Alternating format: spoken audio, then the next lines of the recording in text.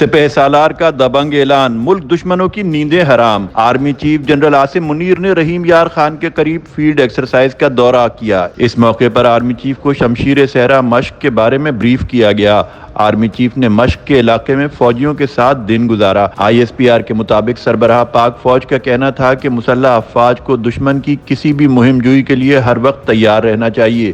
مسلح افواج مادر وطن کی سالمیت اور خود مختاری کے دفاع کے لیے پوری طرح تیار ہیں۔ پاک فوج کے شعبہ تعلقات عامہ کے مطابق آرمی چیف نے جوانوں سے بات چیت کے دوران تربیتی معیارات، آپریشنل تیاریوں اور تمام رینک کے اعلیٰ حوصلے کی تعریف کی۔ مشق کا مقصد چیلنجز سے نمٹنے کے لیے پیشہ ورانہ مہارتوں اور میدان جنگ کے طریقہ کار میں اضافہ کرنا تھا۔ آرمی چیف نے armours, mechanized infantry, artillery, air defence, anti tank guided missile اور دیگر کے مربوط فائر اور جنگی مشقوں کا مشاہدہ کیا۔ مشق میں پاک فضائیہ کے طیاروں نے بھی حصہ لیا۔